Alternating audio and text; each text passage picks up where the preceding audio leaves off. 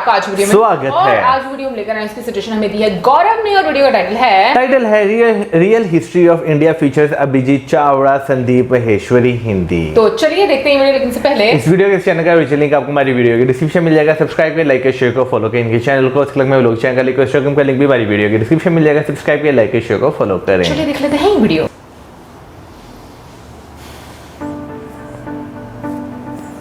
एक सोसाइटी है, चाहे वो कोई भी है, चाहे हमारी है चाहे कोई भी है, उसकी जो बेसिक फाउंडेशन है दैट इज एजुकेशन। हाँ, क्या आपने कुछ ऐसा ऑब्जर्व किया जो आज से हजारों साल पहले हम लोग सही कर रहे थे भारत में और आज वहाँ पर कुछ गड़बड़ हो रही है? Can we talk about that? Because यहाँ पर जो बहुत सारे लोग बैठे हैं वो इसी एज ग्रुप में है, around 18, 19, 20 years. I think it's going to be very relevant अगर हम उसके बारे में जी आप कुछ बात कर सकें। जी। आज का जो एजुकेशन सिस्टम वो actually 19th century British colonial education system है, उसी को हम आज चला रहे हैं। आज हम कंप्यूटर साइंस पढ़ाएंगे, MBA देंगे, ऐसी डिग्रीज देंगे, लेकिन सिस्टम वही है, पद्धति वही है, पढ़ाने का तरीका वही है। Focus is on exams, focus is on memorisation, focus is on degrees, और स्कूल में focus is on complete absolute obedience. May I get up teacher, may I sit down teacher, may I drink water teacher. आप सांस भी नहीं ले सकते without taking permission from the teacher. तो आप एसेंशली बिल्कुल ओबीडियंट शीप बन रहे हो। You are not allowed to ask questions, you are not allowed to think. और इससे क्या हो रहा है कि हमारे जो बच्चे हैं ये सीखते नहीं है कि first of all how to think and secondly how to learn.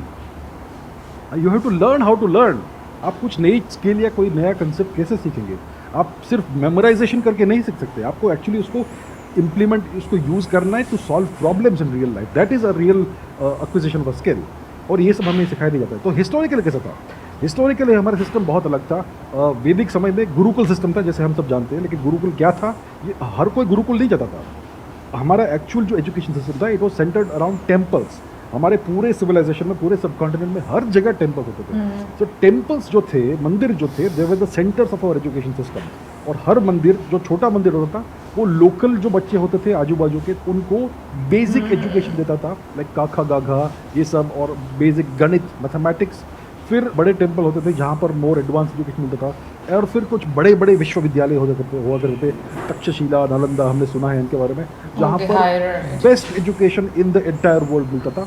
और दुनिया भर से लोग आते थे, ग्रीस, यूनान से आते थे, चाइना से आते थे, चीन, शुआनजांग एक्सेट्रा, सेंट्रल एशिया से स्कीथियंस आते थे।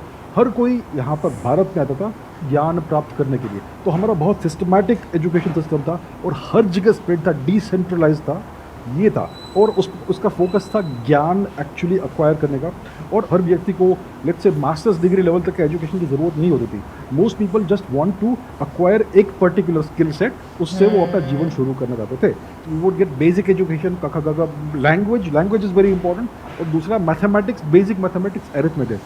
आपके जीवन में कभी अलजेब्रा, ट्रिगोनोमेट्री की जरूरत नहीं पड़ेगी। I study advance mathematics, I love it, but I am telling you, you don't need advance mathematics in life. आपको सिर्फ अरिथमेटिक की जरूरत पड़ती है। तो अरिथमेटिक और लैंग्वेज सिखाते थे, और फिर कोई स्किल सेट जो आप अप्रेंटिस होके कर सकते हो। तो टिपिकली जो यंग लोग थे वो 14, 15, 16 साल के उम्र तक एक्चुअली काम करना शुरू करते थे as part timers, and then eventually they would go into family business and all. ये बहुत हज़ारों वर्षों से चलता आ रहा था ये सिस्टम। तो हमारा सिस्टम ये था। और कुछ लोग, मे बी 1%, 2% को विश्वविद्यालयों में एंट्रेंस मिलता था, only on the basis of ability and merit. और जो हमारा एजुकेशन सिस्टम था वो पूरा फ्री था। It was always subsidised by the Kings, by the kingdoms, emperors and state. कभी भी आपको 1 रुपये का फीस देना नहीं पड़ता था। ऐसा नहीं था कि आपको मंथली रिकरिंग गुरु दक्षिणा देनी होगी, और आप अगर 1 साल की देंगे तो आपको 10% ऑफ मिलेगा। It was not like that. It was completely free. It was all given by the Kings. तो ये इन अ नटशेल हमारा एंशिएंट एजुकेशन सिस्टम था। It was focused on actual education. आप सचमुच कुछ सीखते थे, आप रियल वर्ल्ड स्किल्स एक्वायर करते थे, जिससे आप रियल वर्ल्ड प्रॉब्लम्स को सॉल्व कर सको। आज का एजुकेशन सिस्टम है, आप बैचलर्स डिग्री या मास्टर्स डिग्री लेकर निकलेंगे, you are clueless. Unfortunately situation ये है आज। आप अगर कंप्यूटर साइंस डिग्री लेंगे तो आपने उसको एसेस लिखने पड़ते हैं एग्जाम में। These are problems. अभी थोड़ा बहुत सॉल्व हो रहा है, I am not saying everything is bad, but we have a long way to go. तो education system is the foundation of any civilisation, और इसे हमें रिफॉर्म करने की बहुत आवश्यकता है। अभी कुछ रिफॉर्म्स हो रहे हैं, but I think it's not enough. और उस टाइम पे ऐसा क्या था जो आज से बिल्कुल अलग था, इन द सेंस कि उस टाइम पे भी एक गुरु होते थे गुरुकुल में या टेम्पल में, और शिष्य होते थे, आज भी ऐसे ही होता है, आज एक टीचर है और क्लास में स्टूडेंट्स हैं। जी। तो एग्जैक्टली क्या डिफरेंस था जिसके बेस पे हम ये कह सकते हैं कि उस टाइम का जो एजुकेशन हमारा सिस्टम था वो आज के सिस्टम से बेटर था? पहली बात है, इट वॉज कम्प्लीटली फ्री। तो जो गुरु होते थे या जो शिक्षक होते थे, उनका जो सैलरी होता है लेट्स से, और उनका जो टेम्पल का अपकीप का जो भी पैसा है या फिर जो भी college what ever it is, वो सब वहाँ के जो लोकल राजा होते थे वो देते थे। So there was no pressure of money on the guru. So वो स्टूडेंट को एज अ रिसोर्स नहीं देखते थे, as a resource to be exploited नहीं देखते थे। और दूसरी बात होती थी कि जो आपका जो कोई गुरु है वो आपके जीवन भर के गुरु है। ऐसा नहीं कि अभी आपने इस आपने 2 साल के लिए स्टडी कर लिया, अब उनको पेमेंट नहीं दे रहे हो, सो आपके गुरु आपके टीचर नहीं रहे। ये एक बार आपके गुरु हुए तो लाइफ लॉन्ग गुरु होते थे, ये लाइफ लॉन्ग रिलेशनशिप होती थी। आज ट्रांजैक्शनल सिस्टम है, अगर आपने नेक्स्ट मंथ पेमेंट नहीं किया तो आपके टीचर नहीं रहे। तो एसेंशियली आज देखिए, आज हमें सिखाया जाता है कि हमारे टीचर्स हमारे गुरु है, ये सच बात नहीं है। There is a huge difference between a guru and a teacher. आज के टीचर्स में मुझे दुख से कहना पड़ता है, दे आर सर्विस प्रोवाइडर्स। आपको एक सर्विस प्रोवाइड करते हैं for which you have to pay in advance. ये डिफरेंस है, मेन कोर डिफरेंस ये है। उस समय गुरु कभी आपसे पैसा नहीं लेते थे, गुरु दक्षिणा का सिस्टम था, once in a lifetime. आपका पूरा एजुकेशन हो गया, फिर आप वॉलंटरीली उनको कुछ दे सकते हो। ये होता है गुरु दक्षिणा। ऐसा नहीं कि गुरु की दक्षिणा नहीं दी तो आपका एजुकेशन नहीं होगा। It was completely optional, completely voluntary. तो ये मेन डिफरेंस है। आई think it's a big difference, क्योंकि इससे जो डायरेक्ट कनेक्शन है वो है उस गुरु की जो रिस्पेक्ट है। हाँ, वो उस टाइम पे मैं इमेजिन कर सकता हूँ कि कितनी ज़्यादा होगी। बिल्कुल। आई एम श्योर उस गुरु को उस टाइम पे किंग से लेकर के जो नीचे जो लोग हैं सबसे रिस्पेक्ट मिलती होगी, और एक ऐसा दर्जा मिलता होगा सोसाइटी में कि वो अपने आप में एक बहुत बड़ा मोटिवेशन था उस टाइम पे उस गुरु के लिए। बिल्कुल। कि अब मुझे सेल्फलेसली जो बच्चे आ रहे हैं उनके अच्छे के बारे में सोचना है, क्योंकि उसका अपना जो सेल्फ इंटरेस्ट था that has been taken care of. Once your basic core self interest is taken care of, then you can serve society. और ये प्रॉब्लम है, उस समय हमारा जो सोसाइटी था इट वॉज वेरी प्रॉस्परस, बहुत ही वेल्दी सोसाइटी था। अगर आप जीडीपी का अगर स्टडी करेंगे, एंगस मैडिसन की किताब पढ़ेंगे, so India contributed at least 1/3 of the entire world GDP until 1700s। ये सिचुएशन था, and before 0 AD it was even more. तो इंडिया वॉज एक्सट्रीमली प्रॉस्परस। अगर आपके पास मनी नहीं है और सरप्लस टाइम नहीं है तो आप एक अच्छा बड़ा सिविलाइजेशन क्रिएट नहीं कर सकते। So we had all that. Historically temples were incredibly wealthy, इसीलिए जो बाहर के जो तुर्क आए वो सब टेम्पल्स को अटैक करते थे, क्योंकि वहाँ पर इतना सारा वेल्थ होता था। और आज 1-2 टेम्पल्स बच गए हैं जहाँ पर ऐसा वेल्थ बच गया है। One is the Shri Anant Padmanabha Swamy temple south में। वहाँ पर एटलीस्ट जो जितना खोला है वहाँ पर एटलीस्ट $1 ट्रिलियन वर्थ का वेल्थ है, और ऐसा हर जगह होता था, बहुत वेल्थ होता था। सो पीपल रिस्पेक्टेड, ये रिस्पेक्ट था कि हम आपको इतना डोनेशन देंगे for the upkeep and for future upkeep, let's say 100 साल में, ताकि आपको कोई भी तकलीफ नहीं हो और आप समाज की सेवा कर सके एज गुरुज। तो देखा जाए तो एजुकेशन एक्चुअल में टेम्पल में होती थी, that in itself is a big thing, क्योंकि then we are equating education and learning with worship. Absolutely. आज तो वो एक जरिया है बस पैसा कमाने का या कहीं से फटाफट से सेट हो जाने का, जो Set टिपिकल एक लैंग्वेज हम यूज करते हैं अपने घरों में जी। कि ये लड़का तो सेट हो गया, ये लड़की सेट हो गई, वटेवर। वो दोनों तरीके से होता है। घर वाले अलग तरीके से बोलते हैं, आप लोग अलग तरीके से बोलते हैं। 1/3 of the entire GDP of the world हम लोग कंट्रीब्यूट करते थे। उसके बाद में फिर ऐसा क्या हो गया कि आज हम इस लेवल पर हैं? तो ये क्यों हुआ? हम इतना significant portion of the world GDP कैसे हम देते थे? It is because we were a completely fully industrialised civilisation. अगर आप 5-6 हज़ार वर्ष पहले के आर्कियोलॉजिकल रिकॉर्ड को देखेंगे, सरस्वती सिंधु एरिया में, सप्त सिंधु एरिया में, जैसे आज हम हड़प्पन या इंडस वैली रीजन बोलते हैं, तो वहाँ पर आपको दिखेगा कि हर सिटी, हर विलेज, हर बड़ा शहर, हर छोटा गांव में जो रोड्स होते थे वो बिल्कुल स्टैंडर्डाइज तरीके से ग्रिड सिस्टम में लेआउट होते थे। और दूसरी बात थी कि वहाँ पर बहुत अलग अलग इंडस्ट्रीज थी, ship making industry, hydro engineering industry, bead making industry, हर प्रकार की इंडस्ट्री हुआ करती थी।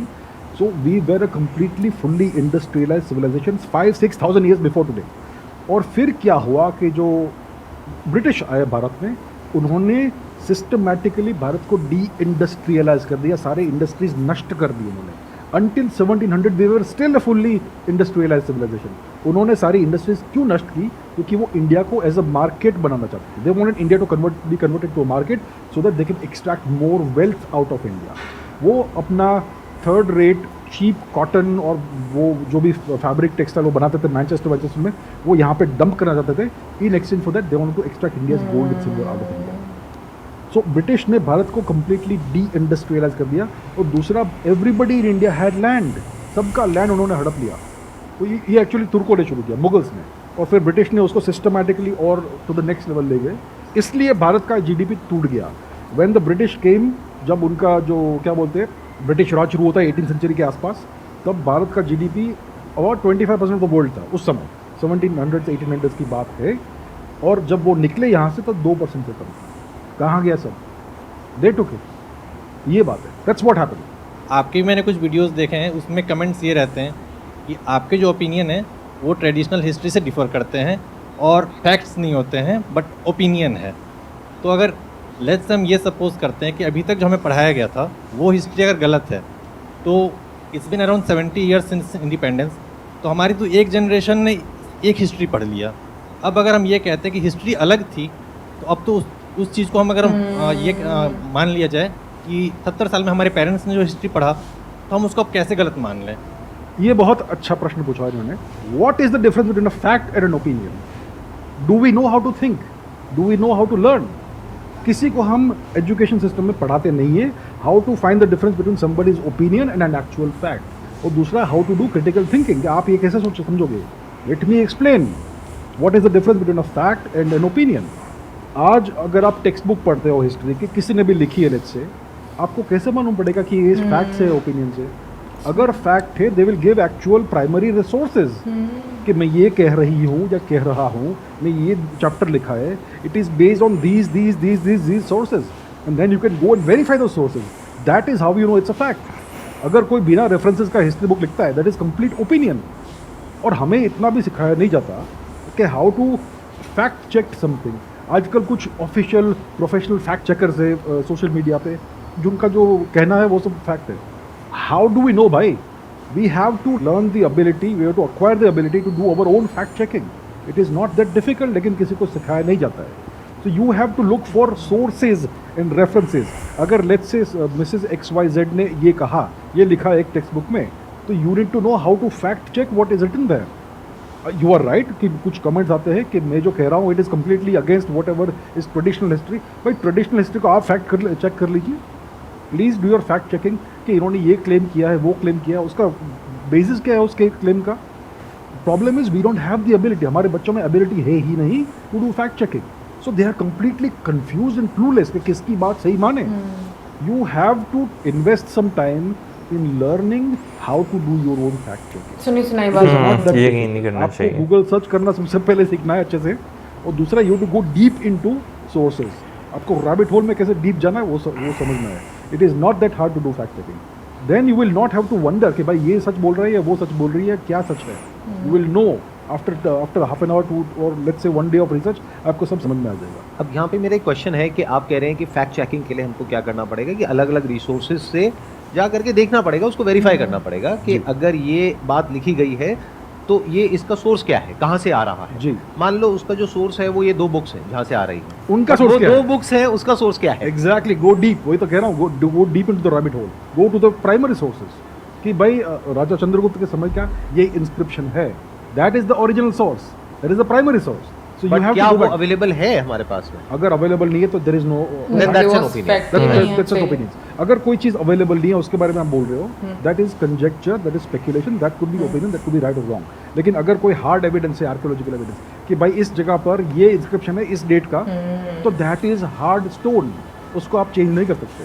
और दूसरी बात है कि कुछ जगह पर primary sources are literary evidence कि उस समय के लेट्स से किसी हिस्टोरियन ने लिखा है कि ये हुआ, दैट इज हार्ड एविडेंस। या फिर आर्कियोलॉजिकल एविडेंस कि भाई ये लोग कहते हैं कि सरस्वती नदी नहीं थी, आज आपको सैटेलाइट इमेज दिखेगी, आज आपको बहुत सारे नेचर पेपर्स मिलेंगे, ये सब प्राइमरी एविडेंस है। So we have to look for the primary sources and hard scientific and incontrovertible evidence. उसके बेसिस के ऊपर आपको अपने ओपिनियंस बेस करने हैं, not on the basis of somebody's words and pronouncements. तो आपको ये एबिलिटी एक्वायर करनी है, how to do the fact checking and go deep into it to the very source. मेरा क्वेश्चन आपसे है कि जैसे आपने बोला कि पहले के ज़माने में गुरुकुल सिस्टम था, बट सर उस गुरुकुल सिस्टम में certain section of society was not allowed to enter. How do you no?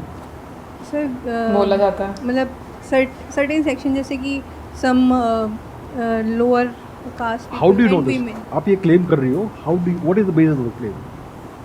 Primary source क्या है? सर जैसे हमने देखा है कि एक सेक्शन है सोसाइटी का जो आज तक एजुकेशन की फील्ड में आज तक उसको मतलब वो एक सेक्शन से पीछे है। जैसे कि आप देखेंगे एक सर्टेन कैटेगरी की कट ऑफ जनरल से लो ही जाती है। उसका जैसे उसका रीज़न ये है कि उन्हें मतलब पहले से ही उस फील्ड एजुकेशन की फील्ड में आगे नहीं बढ़ने दिया गया। ये आपको कैसे मालूम कि पहले से ऐसा है? पहले के ज़माने में ऐसे आप बोल रहे हैं सब कुछ सही था, बिल्कुल ठीक था, एकदम से अंग्रेज़ों के आने पे ख़राब हो गया। पर मुझे नहीं लगता ऐसा है, क्योंकि पहले भी बहुत सारी कमियां थी जिसकी वजह से अंग्रेज़ आए और उन्होंने देखा कि ये कमियां हैं, इसलिए वो अटैक कर पाए, इसलिए वो इतना नुकसान कर पाए। जी, अब आप अपना ओपिनियन दे रही कि कुछ कमियां थी भारत की सोसाइटी में। आप मुझे कोई भी सोसाइटी किसी भी समय की दिखाओ जहाँ पे कोई कमी नहीं है, लेकिन हम अपना ही देखते कि हमारे में ये इंफीरियोरिटी कॉम्प्लेक्स बहुत डीप रूटेड है और ये एजुकेशन सिस्टम चाहता है कि हम में सारी कमियां हैं दुनिया भर की। मैं आपको एक रेफरेंस देता हूँ। धर्मपाल जी थे एक हिस्टोरियन और स्टेटिस्टिशियन जिन्होंने ब्रिटिश डेटा को कंपाइल किया। जब ब्रिटिश ने अपना एजुकेशन सिस्टम इम्पोज किया भारत में 19th सेंचुरी में, उसके पहले उन्होंने बहुत सिस्टमैटिक सर्वे किया था सारे इंडियन टेम्पल स्कूल्स का और सारे इंडियन स्कूल्स का। तो उनके स्टेटिस्टिक्स अवेलेबल है जो ब्रिटिश नहीं कंपाइल किए, हमने नहीं कंपाइल किए। उनका मैं स्टेटिस्टिक्स आपको बोलता हूँ, read that, it's a multi volume book the beautiful tree by Dharampal. उसमें क्या मिलता है आपको? Boys and girls equally got education in all the Indian schools. The medium of education was Sanskrit. हमारा संस्कृत मीडियम एजुकेशन होता था पूरे भारतभर में, उसको ख़त्म कर दिया उन्होंने। They cut us off from our civilization language. दूसरी बात, every single so called caste, आज उन्होंने ब्रिटिश ने 4 कैटेगरीज बना दी कास्ट की। हमारे में तो जाति वर्ण का सिस्टम था, बहुत सारी जातियाँ थी, बहुत सारे वर्ण थे, उन्होंने उसको 4 में डिवाइड कर दिया, उसको ऑफिशियल कर दिया। तो every single so called caste, उसके बच्चों को एजुकेशन मिलता था। वो ये ब्रिटिश ही डेटा है, हमने नहीं इन्वेंट किया वो data, this is British data. So if you look at the actual fact, I would encourage you to read the beautiful tree by Dharampal ji. उसको पढ़िए, आप स्वयं देखिए क्या एक्चुअल फैक्ट्स थे। मुझे पता नहीं किसने क्या कहा, किस पॉलिटिशियन ने कौन सा भाषण दिया और क्या लिखा उन्होंने, आई डोंट नो। मैंने सबके सारे पॉलिटिशियंस की लाइफ स्टोरीज नहीं पढ़े, but I can assure you, if you look at the primary evidence जो ब्रिटिश स्टेटिस्टिक्स और डेटा के ऊपर बेस्ड है, ये सारी चीज़ें उड़ जाती है। Boys and girls equally got the education, there are more girls than boys, more girls than boys, and so-called low caste had actually more representation in the education system than so-called high caste. ये सारी myths बनाई गई है जिससे हम ऐसा सोचते हैं कि हमारा कल्चर और हमारा सिविलाइजेशन बैकवर्ड है और ये गोरी चमड़ी वाले हमारा उद्धार करने यहाँ पे आए। So I would, it's a very good question you have raised, please read that book, आप स्वयं देख लीजिए उसमें क्या लिखा है। ये जो पॉइंट इन्होंने रेज किया जी, कि भाई इस तरह की क्लासेस होती थी सोसाइटी में आज से हजारों साल पहले, ये इनका ओपिनियन है, इनके पास में अभी कोई फैक्ट नहीं है, you don't have a fact for that, right? तो अभी आपने बताया कि ये एक बुक है धर्मपाल जी की जिससे कि हम वेरीफाई कर सकते हैं। Are there any other sources या एनी अदर आर्कियोलॉजिकल स्टडीज या रिसर्च जिसके बेस पे हम ये कह सकें कि इस तरह से कोई भी डिस्क्रिमिनेशन नहीं था आज से हजारों साल पहले? प्रॉब्लम बताने क्या है कि हमारे पास यूनिवर्सिटीज़ थी, उसमें लाइब्रेरीज थी, उन सबको नष्ट कर दिया गया, उन सबको जला दिया गया। तो हमारे पास आज बहुत कम पुराना एविडेंस है, रिटन एविडेंस, सब कुछ जला दिए। नालंदा को जलाया उन्होंने, कुछ महीने तक वो लाइब्रेरी जली थी। सोचिए कितने हिस्टोरिकल रिकॉर्ड्स जल गए। सो अनफॉर्चुनेटली क्या हुआ, they destroyed all over written history, most of our written history. और फिर वो यहाँ पे आए ब्रिटिश, उन्होंने कहा कि आप तो भाई ओरल हिस्ट्री लिखते हो, आप तो कुछ लिखते ही नहीं हो, you have no sense of history, so we will write your history. उन्होंने अपने पर्सपेक्टिव से हिस्ट्री लिख दी हमारी, और उसको आज भी हम पढ़ाते हैं, जिसमें उन्होंने अपने आप को ग्लोरीफाई किया। एग्जैक्टली। देखिए, अगर आपको किसी कंट्री को इन्वेड करना है, कॉन्कर करना है और उसको डिस्ट्रॉय करना है, तो आपको उसका जस्टिफिकेशन तो देना पड़ेगा। ये बहुत बुरे थे, इसलिए हम आए और हमने उनका उद्धार किया। तो उन्होंने उस प्रकार से हिस्ट्री लिखी है हमारी, और ये बात है। So that is why we are so deeply mentally colonise. हमने इतना इंफीरियरिटी कॉम्प्लेक्स है कि हम बहुत बुरे थे। हमारे टीचर हमें ये सिखाते हैं, हमारी टेक्स्ट बुक्स हमें ये सिखाती है। तो इनका प्रश्न बहुत लॉजिकल है उस पर्सपेक्टिव से, because this is what we are taught. This is what is written in the books. Exactly. Right. Obviously, we will feel this way. And those books are compiled by the Britishers for The their sources own, are the British books. own agenda. हाँ, right. Exactly. क्योंकि जब तक वो किसी की सोच को capture नहीं करेंगे तब तक लोगों को कैप्चर नहीं कर पाएंगे। जब मास्टर चला गया, लेकिन उसका गुलाम अभी भी उसको अपने आप को विप कर रहा है, मास्टर का जॉब हो गया। We are still whipping ourselves. We are still chaining ourselves without the colonizer being here. We are still mentally colonized. और हमारा एजुकेशन सिस्टम उस मेंटल colonization को परपेचुएट करता है, generation after generation after generation. ये problem है. जैसे हम बचपन से ही महाभारत देखते आ रहे हैं, पढ़ते आ रहे हैं, तो उसमें वो एक कर्ण के लिए है कि मतलब उसको एजुकेशन से मतलब वंचित रखा गया. हाँ, आपका क्या टेक है उसमें कि वो क्या वो मिथ है जो हम पढ़ते आ रहे हैं? किसी भी सोसाइटी में क्लासेस होते हैं, डिविजन्स होते हैं. There is no such thing as equality in society. आप रोमन सोसाइटी को देखिए, ग्रीक सोसाइटी को. ग्रीक सोसाइटी में हमें बहुत कहते हैं कि डेमोक्रेसी था. आपको पता है ग्रीक सोसाइटी का डेमोक्रेसी कैसा था? First of all, only males could vote. Secondly, only rich males could vote, prosperous males. और उस सोसाइटी में स्लेव्स भी थे. भाई किसी सोसाइटी में अगर आप स्लेव्स रखते हो तो उसको आप डेमोक्रेसी कैसे कहेंगे? लेकिन हमें पढ़ाते हैं कि ग्रीस वाज अ डेमोक्रेसी. तो ये सब चीज़ें है. If you look at any society from any time in the world, आपको इक्वालिटी नहीं मिलेगी. Equality is a myth.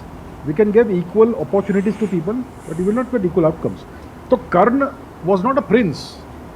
अगर आप let's say 19th century England में जाओ, ठीक है, वहाँ पर प्रिंसेस को एजुकेशन मिल रहा है from a top class teacher, और कोई भाई फार्मर का बेटा आके कहता है, कहेगा कि मुझे भी वही एजुकेशन दो, मार के भगाएंगे उसको. This is how it is.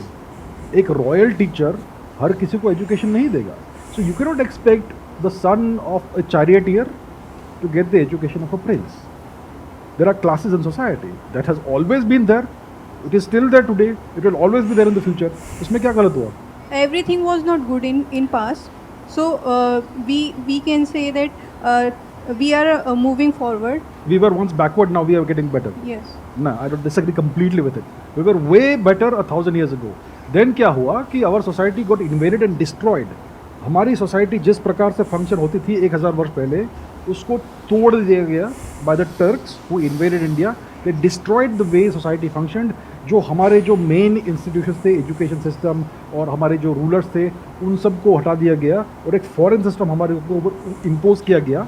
और जब आपका सोसाइटी, आपका सिस्टम जिस प्रकार से इवॉल्व हुआ है उस प्रकार से फंक्शन नहीं कर सकता, तो उसमें कुछ विकृतियाँ आ जाती है over a period of 1000 years.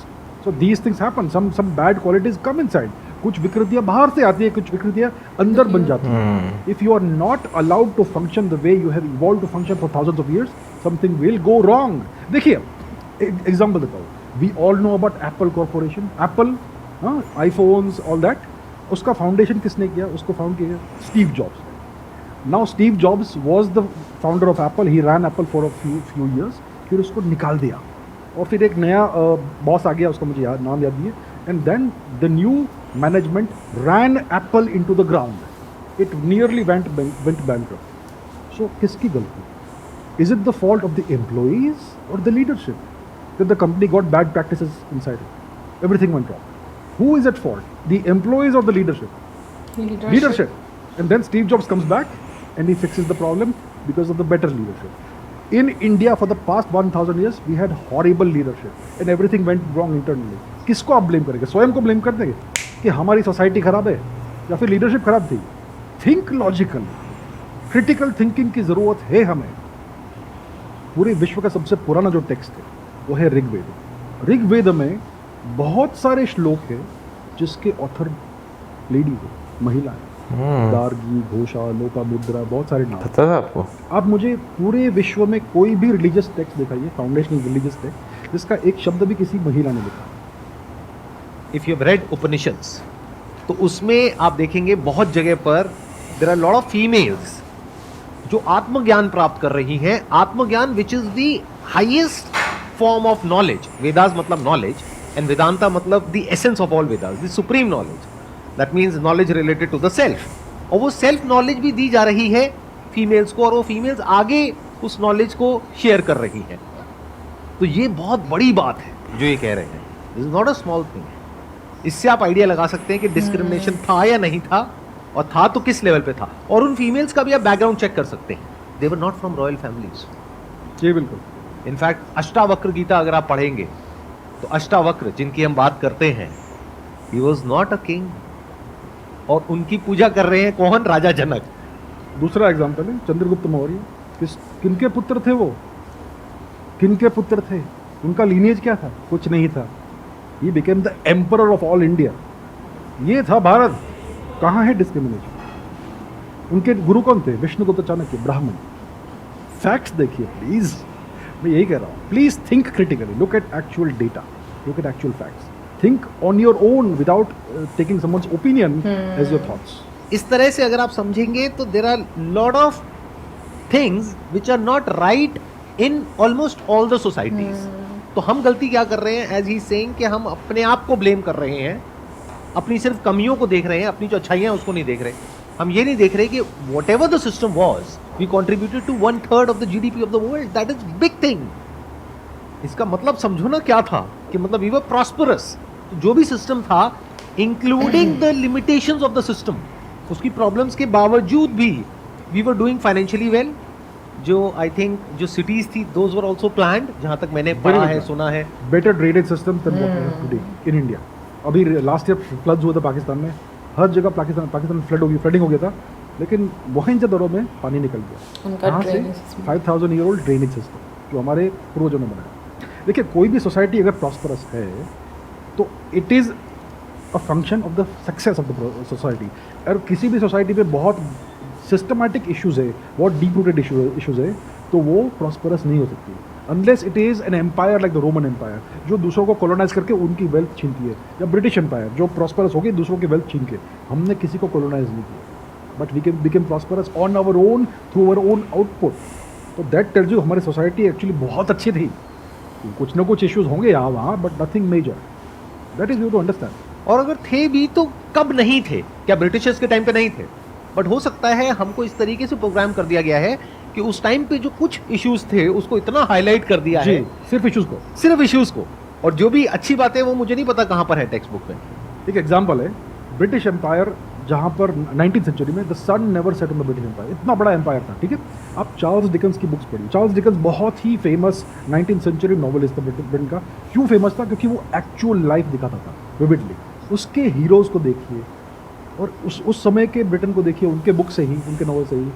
Poverty everywhere, inequality everywhere. Oliver Twist की कहानी देखिए, पुअर ऑर्फन, उसको कितना मिसट्रीट करते हैं। वहाँ पे कितने पुअर लोग होते हैं जो पुअर हाउस में रहते हैं, उनके पास रात को सोने की जगह नहीं होती है। London was full of poverty and crime in the greatest empire in the world. ये सच है, दीज आर फैक्ट्स। इंडिया में कभी ऐसा नहीं था। वी हैव टू अंडरस्टैंड, हमें कंपैरेटिव स्टडी भी करना चाहिए। ब्रिटिश एम्पायर के इसका स्टडी कीजिए, उनका सोसाइटी कैसा था। वो 13 साल के बच्चों को हैंग करते थे for stealing a loaf of bread. Bharat में कभी ऐसा होता था? Please understand the real world. बाहर जाके देखिए, कंपैरेटिव स्टडी कीजिए और फैक्ट्स देखिए, then you will know the truth. So I invite you all to do that for yourselves. किसी का ओपिनियन को मत स्वीकार कीजिए, खुद से रिसर्च कीजिए, खुद से क्रिटिकल थिंकिंग कीजिए, examine the evidence and actual fact. Thank you so much sir यहाँ पर आने के लिए। It My was pleasure. Pleasure meeting you and pleasure talking to you. Thank you so much. Big round of applause for him.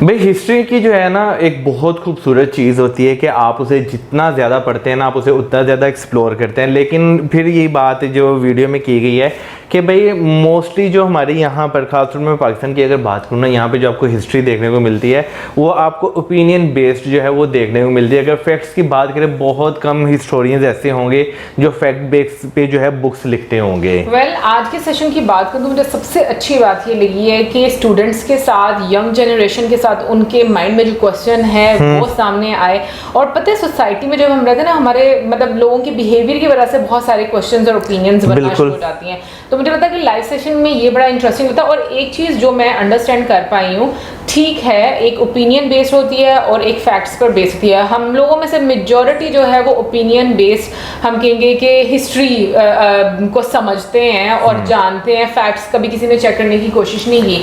But एक चीज़ मैं ज़रूर बोलना चाहूँगी कि देखो, इस सेशन में ये बात बोली गई है, जहाँ तक मैं अंडरस्टैंड कर पाई हूँ, कि प्रॉब्लम्स थी, तब भी थी, अब भी हैं, हमेशा थी, हमेशा रहेंगी। बट जो फाउंडेशन है, जो बेसिक है, जो टीचिंग्स हैं, उसमें क्या लिखा गया। अब इंसान आगे से ऑब्वियसली अगर कहीं अच्छे इंसान है तो बुरे इंसान भी हैं। अगर अच्छी चीज़ें हो रही हैं तो उसके साथ साथ बुराई भी होगी, अच्छाई के साथ बुराई भी आपको देखने को मिलेगी।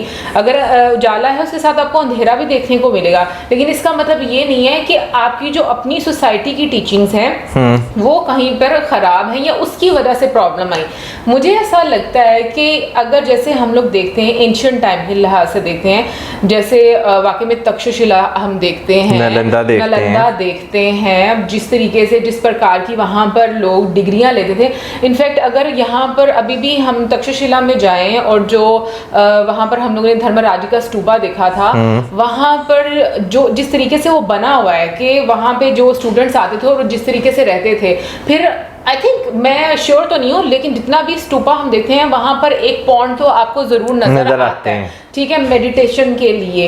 तो अभी जैसे सर ने स्टार्टिंग में बात की ना कि आज के टाइम में क्या है, हम लोगों को इंग्लिश भी सीखनी है, हमें उर्दू भी सीखनी है, हमें अरबी भी सीखनी है, हमें फ़ारसी भी सीखनी है, हम हर चीज़ों के पीछे भाग रहे हैं, ठीक है, लेकिन हम किसी एक चीज़ में कैसे बेहतर हो सकते हैं या उसको अपना एज अ करियर परसू कर सकते हैं, ये चीज़ पहले के टाइम में सिखाई जाती थी और अब के टाइम में नहीं सिखाई जाती। अभी तो वही है कि इस तरह की खिचड़ी बन गई है कि हमें हर चीज़ की नॉलेज होनी चाहिए। तो मुझे लगता है कि वाकई में पैटर्न बहुत ज़्यादा डिफरेंस थे, और वहाँ पर जब आपको स्टडी करवाई जाती थी ना, तो एक तहम्मुल होता था, एक वो बहुत पेशेंटली चीज़ें लेकर चलते थे। अभी मैं देखती हूँ ना, आपको सुबह स्कूल जाना है, फिर सुबह ट्यूशन जाना, आपके दिमाग में प्रेशर है, पेरेंट्स का प्रेशर है, फ्रेंड्स का है, सोसाइटी का है, कंपटीशन एक चल रहा है। तो मुझे ये बहुत बड़ा एक डिफरेंस लगता है। यार देखें, अगर बात की जाए ना पुराने वक्तों की, तो मेरा ख्याल है कि दुनिया में कोई ऐसा वक्त नहीं रहा कि जितनी भी जो आई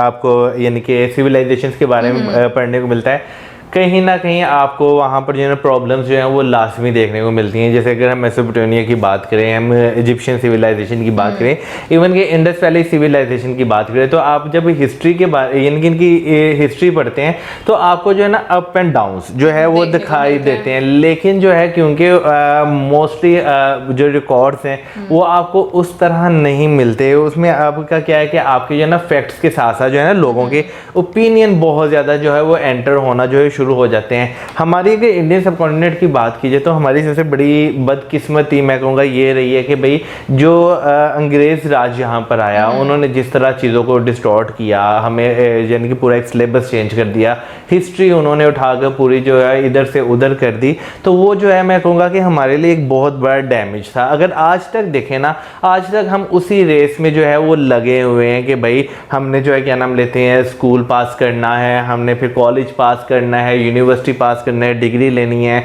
उसके बाद अच्छी जॉब लेनी है, यानी कि हमारा थिंकिंग लेवल जो है ना वो उसी के गिर्द जो है वो घूम रहा है। बहुत कम लोग ऐसे होते हैं जो उस थिंकिंग लेवल से जो ना थोड़ा सा परे जाकर जब सोचना शुरू हो जाते हैं ना, तो हम ही में से लोग उठकर जो है ना उससे बहुत डिफरेंट नामों से जो है वो पुकारना शुरू हो जाएंगे कि भाई ये तो इस तरह हो गया, ये तो उस तरह हो गया।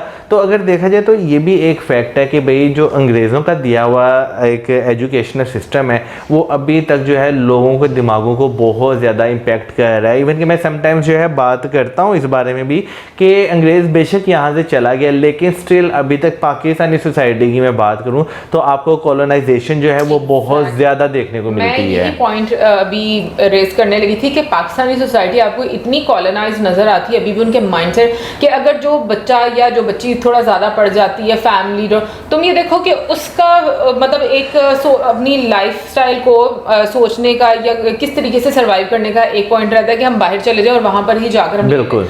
बट मुझे इंडिया में अब ये चेंज देखो नज़र आ रहा है कि देखो अब जो लीडरशिप है एटलीस्ट वो जो कॉलोनियल माइंडसेट है उससे फ्री कर रही है उनको कि अपने बारे में, अपनी संस्कृति, अपने कल्चर के बारे में जाने और फैक्ट्स के बारे में जाने। तो मुझे लगता है कि ये चीज़ बड़ी ज़रूरी है और लीडरशिप अच्छी होना इसलिए भी बहुत ज़्यादा ज़रूरी है क्योंकि वो बहुत सारे लोगों को लीड कर रहे होते हैं और मुझे लगता है कि वो बहुत सारे लोगों में अवेयरनेस लेकर आ सकते हैं। और जहाँ तक टीचर्स की भी बात की तो ये वाकई में एक मेजर डिफरेंस है कि आज के टीचर्स अब उनकी भी ये मजबूरी है कि उनको भी सर्वाइव करने के लिए जाहिर सी बात है पैसा कमाना है, उनको अपनी फैमिली चलानी है। अब यहाँ पर जैसे गवर्नमेंट है वो तो मतलब जैसे मैं अगर हमारी गवर्नमेंट बात करूँ तो तो उनको तो कोई लेना देना ही नहीं है, उनको तो वैसे ही कोई लेना देना नहीं, तो टीचर्स को वो कहाँ पर देंगे। बट मुझे लगता है कि ये एक बड़ी एक गवर्नमेंट की तरफ से एक अच्छी इन्वेस्टमेंट हो अगर वो अच्छे टीचर्स हायर करें, क्योंकि आपकी जनरेशन जो है ना वो संवर जाएगी, जनरेशन संवर जाएगी तो आपका मुल्क जो है वो खुद ब खुद संवर जाएगा। देखिए यार, जहाँ पे टीचर्स की बात आती है ना, चले प्राइवेट सेक्टर जो है वो एक बिजनेस जो है वो जनरेट कर रहा है, ठीक है ना, लेकिन ऑन द अदर साइड जब आप गवर्नमेंट सेक्टर की बात करते हैं ना, तो गवर्नमेंट के पास रिसोर्सेज की भाई कमी नहीं होती, ठीक है ना। गवर्नमेंट चाहे तो भाई जैसे प्राइवेट सेक्टर में अच्छे टीचर्स जो हैं वो हायर किए जाते हैं, गवर्नमेंट भी अगर चाहे तो कर सकती है, ठीक है ना। लेकिन क्या है कि यहाँ पर फिर वही बात आ जाती है कि आपका जो एक कॉलोनियल माइंडसेट है ना, इवन कि आप गवर्नमेंट स्कूल्स में भी यहाँ पर चले जाएं, अभी तक आपको वही एक चीज़ नज़र आती है कि भाई उस्ताद चाहता है कि अगर मैं बच्चे को कहूँ कि भाई चाय मैंने पीनी है तो बच्चा जाए और चाय लेकर जो है वो आए और उस्ताद साहब को जो है वो दे, ठीक है, एक रिस्पेक्ट होती है। लेकिन मेरा ख्याल है कि जो एक जो एक गुरुकुल यानी कि एक है ना जगह ऐसी जहाँ पे बच्चा पढ़ने जाता है, वहाँ पे ना बच्चों के माइंडसेट को इस तरह रेडी करना चाहिए कि भाई आने वाले टाइम में जो है वो बेहतरी की तरफ सोच सके, बजाय ये नहीं कि भाई आपका माइंड जो है ना वही एक मेंटालिटी जो लंबे अरसे से चलती आ रही है उसी पर रहे। यार मेरे माइंड में ना एक वो हम लोग ब्लॉग्स अक्सर देखते हैं उनके, मुझे नाम भूल गया है, लेकिन देखो वहाँ उसमें भी हम लोगों ने देखा था कि वो जो पूरी फैमिली है और दो बच्चे हैं उनके, एक बेटी और एक बेटा, डिफरेंट टेम्पल्स भी हम उनके साथ देखते हैं। आई लव मायापुर उनके ब्लॉग्स देखते, तुम देखो उनके ब्लॉग्स में भी हम लोगों ने देखा था ना कि उनके बच्चे जहाँ पर मतलब पढ़ते हैं, मतलब स्टडी कर रहे हैं, एजुकेशन। अब देखो कितना नेचुरल और वहाँ पर आपको कितना एक पीस मतलब मिलता है, और वो जो एक तरीका है अभी के तरीकों से देखो कितना वो ऑपोजिट है। यार ऑपोजिट है, यानी कि आपको ऑपोजिट आज के ज़माने से नज़र आएगा, लेकिन हाँ अगर आप उसे, क्योंकि यहाँ पे तक्षशिला है तो आप वहाँ पर जब जाते हैं, धर्मशिला स्तूपा की बात की जाए तो आपको उसके साथ कंपेयर करें ना तो आपको वही एक वाइब आएगी, सुकून वाली वाइब आएगी। इवन कि जैसे बीच में अभी फ्लड की भी एक बात की गई, तो अगर आप धर्मशिला स्तूपा की भी बात करें तो वहाँ पे भी जब हम गए थे ना तो ये हाँ धर्मराजी का स्तूपा जब हम गए थे तो वहाँ पे भी एक चीज़ हमने रियलाइज़ की थी कि भाई वो लोग जो थे ना चीज़ों के लिहाज से काफ़ी ज़्यादा एडवांस थे, क्योंकि बारिश में वहाँ पर पानी निकालने का जो एक सिस्टम था पूरा, ठीक है ना, फिर पानी को स्टोर करने का जो सिस्टम था पूरा, वो हमने वहाँ पर देखा था और हम हाँ बिल्कुल हम हैरान थे कि भाई इतने टाइम पहले जो है यहाँ पर जो है कितने एडवांस तरीके से काम किया जा रहा था। मैं ये बात जरूर बोलूंगी कि प्रॉब्लम हर सोसाइटी में जरूर होती है, बट आई थिंक हमें फिल्टर करना आना चाहिए कि क्या जो बाहर से लोग आए थे उन्होंने वाकई में कुछ इस तरह से तो नहीं बना दिया। जैसे बीच में टेम्पल्स की उन्होंने बात की कि टेम्पल्स में आपको बेसिक एजुकेशन जो है वो दी जाती थी, फिर एडवांस एजुकेशन के लिए आप आगे जैसे यूनिवर्सिटीज तक्षशिला या नालंदा वगैरह वहाँ पर जाया करते थे। तो मुझे लगता है कि वाकई में एक चीज़ है, लेकिन ना इसमें हमारी सोसाइटी का बड़ा इंपॉर्टेंट रोल है। मुझे लगता है हमारी सोसाइटी अभी भी ना कुछ ऐसे बिहेव करती है ना जिसकी वजह से जो हमारी सोच है ना वो दोबारा से उन्हीं फैक्ट्स की तरफ चले जाती है, हाँ ये सही कह रहा था। तो मुझे लगता है कि कुछ सोसाइटी को भी अपना रोल, असल में ये हमारी सोसाइटी की महारत है कि कुछ यानी कि एक्सपर्टीज है इसमें कि चीज़ों को इस तरह तोड़ मरोड़ के ना हकीकत में बयां कर देना कि बहुत सारे लोग जो ना उसे रियलिटी समझ बैठते हैं। अपने बिहेवियर से भी लोगों को प्रूव करते हैं ना कि हाँ जो आपको फैक्ट्स है ना वो गलत है और जो ओपिनियन बेस्ड आपको बताई जा रहा है वो सही है। तो मुझे लगता है कि हमारा, और अगर बात ना मानी जाए तो आपके अगले बंदे की बॉडी लैंग्वेज में ऐसा चेंज देखने को मिलता है कि आपको रियलाइज होना शुरू होता है कि ये बंदे को बुरा लगा है। हाँ बट ये है कि आज का सेशन बहुत अच्छा था। आपकी क्या ओपिनियन इसके बारे में जरूर हमारे साथ शेयर कीजिएगा कमेंट सेक्शन में। इसके साथ में like, subscribe, share. Good bye.